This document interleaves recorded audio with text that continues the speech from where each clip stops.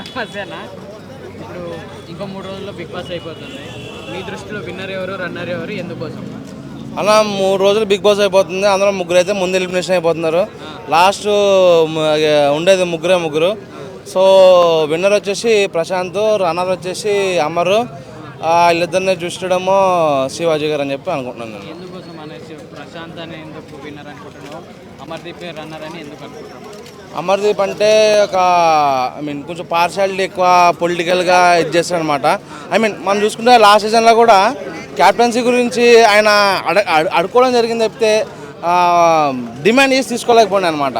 So అదొకటి అనిపించింది. ఇంకోటి శివాజీ గారితో గొడవ పెట్టుకోవడం అనేది కొంచెం నాకు మైనస్ అనిపించింది అనమాట. సో ఆల్రెడీ శివాజీ గారికి కొంచెం చెయ్యి ప్రాబ్లం ఉన్నప్పుడు ఓదార్చడం పోయి ఆయన్ని బీపీ పెంచడం అనేది కరెక్ట్ కాదనిపించింది నాకు. అలాగే ప్రశాంత్ చూసుకుంటే గేమ్ పరంగా, టాస్కుల పరంగా కూడా గ్రౌండ్ లెవెల్ నుంచి వచ్చి ఇప్పుడు ఈరోజు బిగ్ బాస్ మొత్తానికి ఒక విన్నర్ అయిపోయిన అనిపిస్తుంది అనమాట.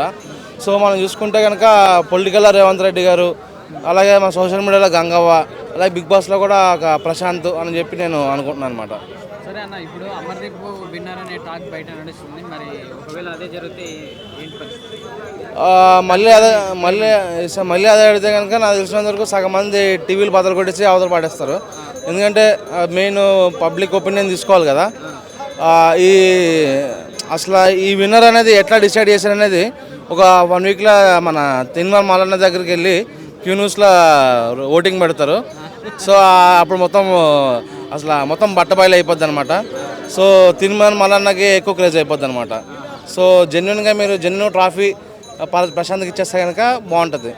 మిడ్ వీక్ ఎలిమినేషన్ ఉంటే అదే ఇంక యావరు, అర్జున్, ప్రియాంక. ముగ్గురు కాదు కదా, అవుతారు కదా. ప్రియాంక వెళ్ళిపోయింది అన్న. ఎందుకంటే మనం చూసుకుంటే ఒక 5-6 బిగ్ బాసెస్ నుంచి కూడా మన పురుషులే విన్ అవ్వడం జరుగుతుంది.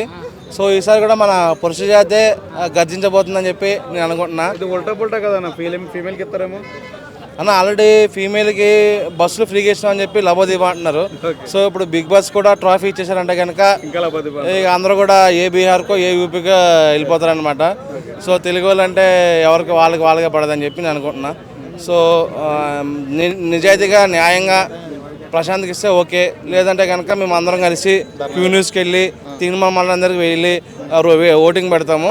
సో నెక్స్ట్ అందరం మా టీవీ చూడడం అనేసి క్యూన్యూస్ చూస్తారని చెప్పి సభాభనీయంగా కోరుకుంటున్నాను అనమాట. అలాగే ఈసారి ట్రోఫీకి చిరంజీవితో పాటు బాలకృష్ణ గారిని కూడా పిలిస్తే బాగుంటుంది. ఎందుకంటే ప్రతి ట్రోఫీ కూడా మెగాస్టార్ చిరంజీవి గారిని మనం చూసాము. సో కొంచెం జనాలకు కూడా ఉల్టా అన్నట్టు కొత్తదనం కోరుకుంటున్నాం అనమాట. అంటే పాల్ గారు ట్రంప్ గారికి ఏదో అపాయింట్మెంట్ ఉందని చెప్పి ట్రంప్ గారి దగ్గరికి వెళ్తున్నారు. సో బాలయ్య బాబు గారు అయితే బెటర్ అని చెప్పి నేను అనుకుంటున్నాను.